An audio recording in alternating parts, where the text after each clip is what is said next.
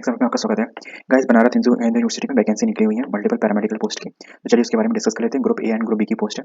ठीक है, एप्लीकेशन इसकी जो लास्ट डेट है, ठीक है, ऑनलाइन सबमिशन की 22 तारीख है। और जो पेमेंट डाउनलोड एप्लीकेशन फॉर्म की वो है 27 तारीख। तो मतलब आपको जो भी कुछ करना है 22 तारीख तक करना है, 22 जनवरी शाम को 5 बजे तक। टाइम का विशेष ध्यान रखें। चलिए बात कर लेते हैं पोस्ट के बारे में।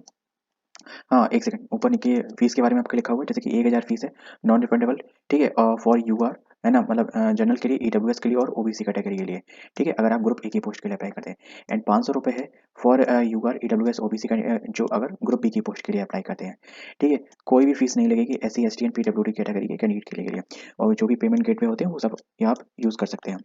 ठीक है, ऑनलाइन एप्लीकेशन के लिए लिंक आपको डिस्क्रिप्शन में मिल जाएगा। ठीक, ये ग्रुप ए और बी की पोस्ट है।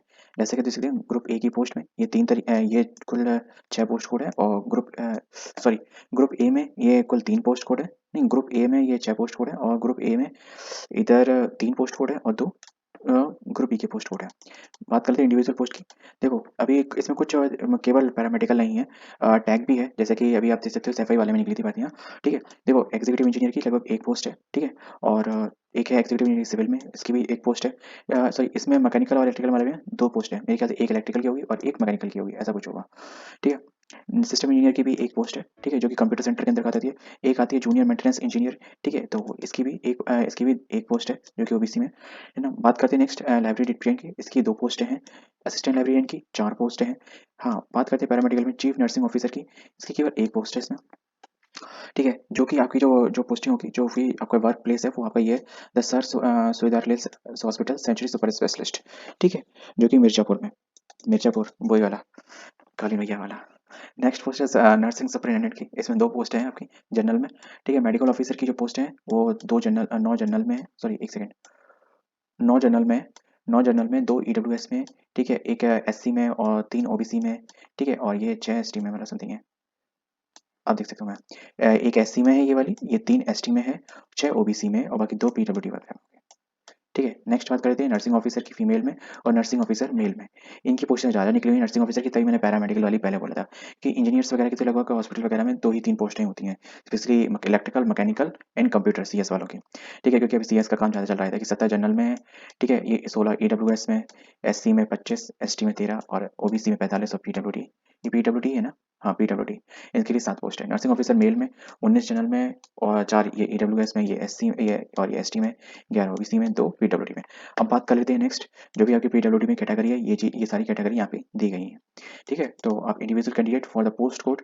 ठीक है, लोकोमोटर्स डिसेबिलिटीज में ये सारे पोस्ट कोड दिए गए हैं, पोस्ट कोड 30545 एंड 4003 एंड 4003।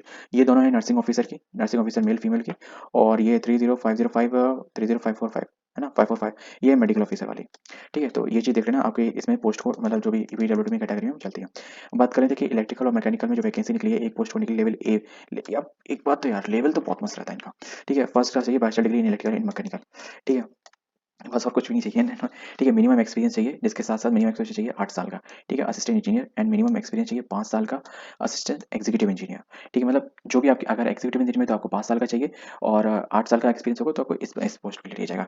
तो C W and stand P W में, तो मेरे याद है जो 2 पोस्ट कोड थी ना, वो इस हिसाब से आपकी हैं। ठीक है, तो जो आपका एक्सपीरियंस होगा उसके हिसाब से हो जाएगा।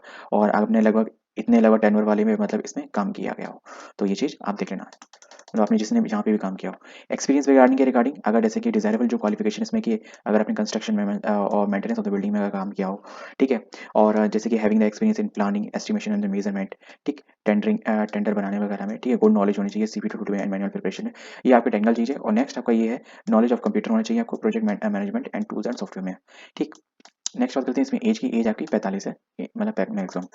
ऐसा ही सेम सिविल इंजीनियर का रहेगा, सेम ये फर्स्ट क्लास डिग्री चाहिए आपको। ठीक है, फॉर ग्रुप ऑफ ए और बी दोनों के लिए। ठीक है, और ए में 8 साल का एक्सपीरियंस चाहिए असिस्टेंट इंजीनियर के लिए, सिविल पोस्ट के लिए। और 5 साल का एक्सपीरियंस चाहिए असिस्टेंट एग्जीक्यूटिव इंजीनियर के लिए। ठीक, सीधी सी बात है, आपने सीपीडब्ल्यूडी या फिर स्टेट गवर्नमेंट पीडब्ल्यूडी सर्विस में काम किया हो गया हो, जैसे कि संविदा, जैसे कि semi government, PSC, public sector commission. देखो, जैसे कि अपने संविदा वगैरह पे नहीं लग जाते हैं। ठीक, तो वो भी और जैसे ठेका पे भी लग जाते हैं, तो वो भी चीज़ में भी काउंट होती है। लेकिन ठेका वाला थोड़ा 11-11 मंथ का रहता है ना, तो वो चीज़ पता नहीं कंप्लीटली काउंट होता है। लेकिन जो संविदा पे लगते हैं वो तो पूरा कंप्लीट एक्सपीरियंस काउंट होता है।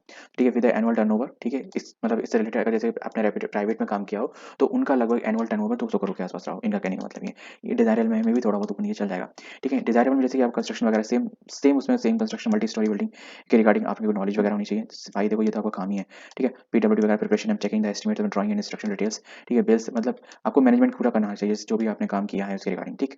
अ, जैसे कि नॉलेज और कैट की आपको नॉलेज होनी चाहिए, ये डिजायरेबल में है, ठीक है। ये ना भी हो तो चलेगा, तो इस चीज़ का ध्यान रखना।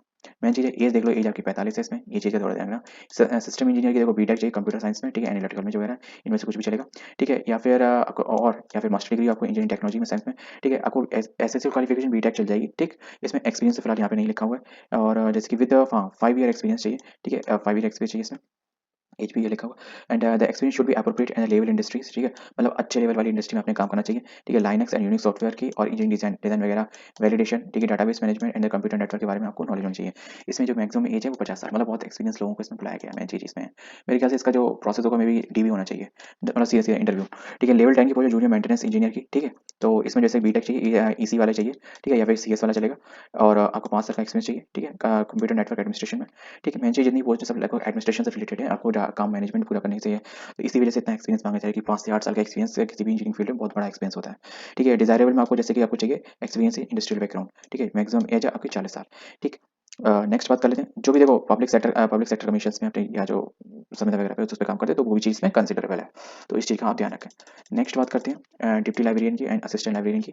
देखो तो जो इसमें जो मांगी गई आपको एसेंशियल क्वालिफिकेशन, वो आपकी देखो मास्टर डिग्री चाहिए लाइब्रेरी या इन्फॉर्मेशन साइंस में, ठीक है, या डॉक्यूमेंट साइंस में, इनमें से कुछ भी चलेगा, 50% मार्क्स के साथ, ठीक है। और ग्रेडिंग सिस्टम के टू फॉलो में भी हो सकता है, ठीक है। 8 साल का एक्सपीरियंस चाहिए in assistant university and library college में, ठीक है। या फिर एविडेंस चाहिए innovation of the library services में, ठीक है, आईसीटी में आपने काम किया होगा, ठीक है।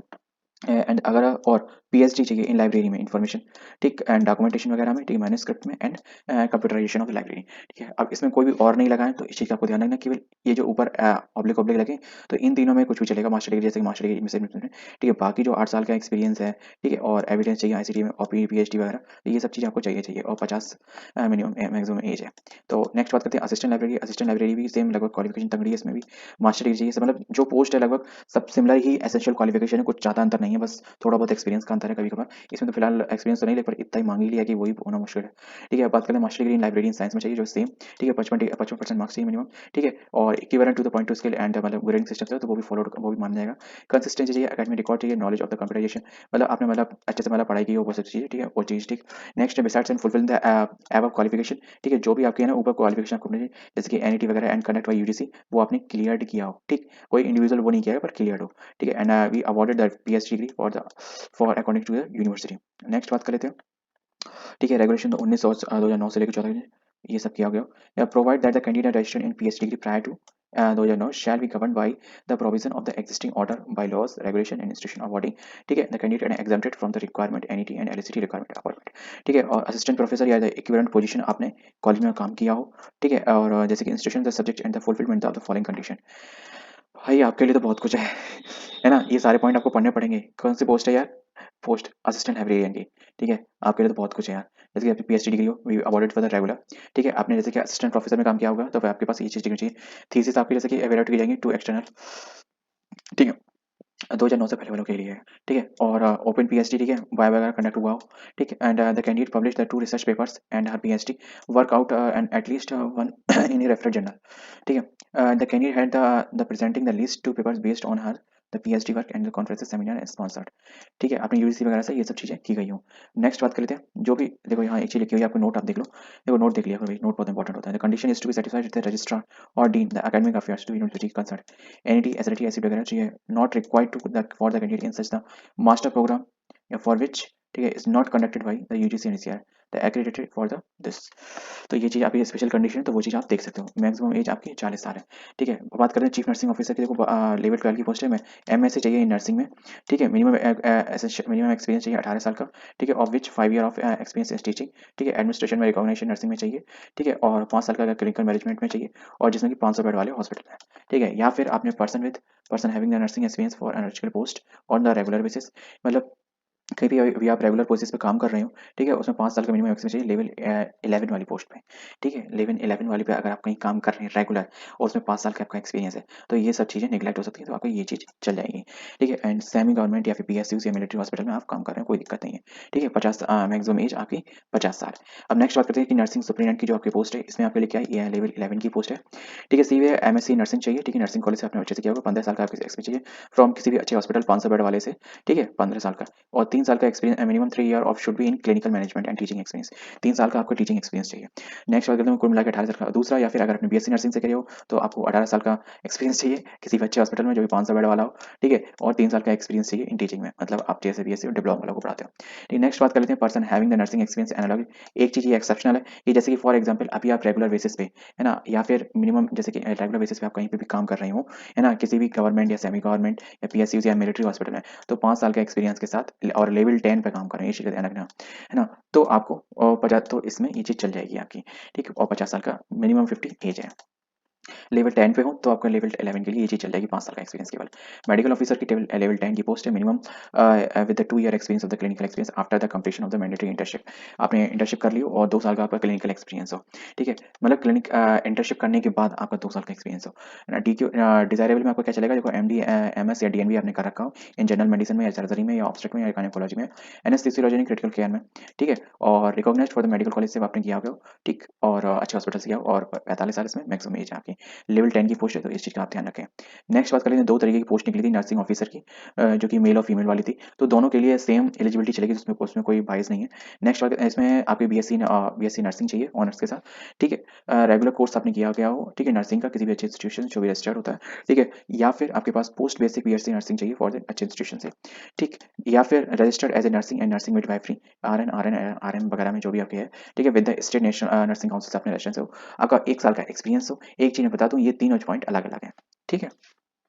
ये अथवा ये है, ठीक है? इन दोनों में से ये जो ऊपर के 2 पॉइंट है, इन दोनों में से आपके पास एक होना मस्ट है, चाहे वो ये हो, चाहे वो ये हो, ठीक है? मैं कलर चेंज कर लेता हूँ, ठीक है? चाहे चाहे ये वाली हो, है ना? और चाहे ये वाली हो, तो इन दोनों में से इस और का मतलब यहाँ पे ये हो जाता है, ठीक? और दूसरा आपको मतलब ये सब रजिस्टर्ड होना चाहिए नर्सिंग नर्सिंग काउंसिल से, आपका रजिस्टर्ड मैंडेटरी होता है, वो तो चाहे नर्सिंग रजिस्ट्रेशन वाली जो भी चीज़ होती है ना एक्सपीरियंस, तो वो मैंडेटरी होती है कि आपका रजिस्ट्रेशन होना चाहिए। बात कर लेते हैं नेक्स्ट 1 ईयर का एक्सपीरियंस चाहिए मिनिमम 50 बेड वाले हॉस्पिटल में, ठीक है? तो ये चीज़ देख लेना, या फिर मतलब ये या ये, ठीक है? या फिर डिप्लोमा इन नर्सिंग चाहिए मिडवाइफरी वाला, ठीक है? रजिस्टर्ड चाहिए नर्सरी में, ठीक है? ये सब एंड 2 ईयर का एक्सपीरियंस चाहिए, ठीक है? विद 50 बेड वाला। तो यहाँ पे कितना लिखा था? इसमें 1 ईयर का experience and acquiring the education qualification mention in a, point two 1, ठीक है? मेरे ख्याल से एब ऑफ 1 क्या मतलब ये वाला, ठीक है? या फिर उसके साथ-साथ आपके साथ ये वाली क्वालिफ़िकेशन रजिस्टर्ड। तो इस चीज़ का आप लोग ध्यान रखना कि इसमें थोड़ा-सा इसमें कॉम्प्लिकेशन है, जब आप फॉर्म भरेंगे तो मेरे ख्याल से ये सारे कॉम्प्लिकेशन आपके डिसॉल्व हो जाएँगे, ठीक है? अब बात करें मैंने एसेंशियल क्वालिफ़िकेशन आपको पूरा कंप्लीट कैसे कर सकते हैं और फिर भी जो भी आपको कोई डाउट हो तो आप दोबारा नोटिफ़िकेशन करके उसको क्लियर कट कर सकते हैं। इसका अप्लाई करने का लिंक मैंने डिस्क्रिप्शन दे दिया है, ठीक है? बाकी मेरे ख्याल से और कुछ भी रह नहीं गया, अगर कुछ भी रह गया हो, ठीक है? तो मैं आपको बता दूँगा कमेंट बॉक्स में। मिलते हैं नेक्स्ट वीडियो में किसी और के साथ। जय हिंद।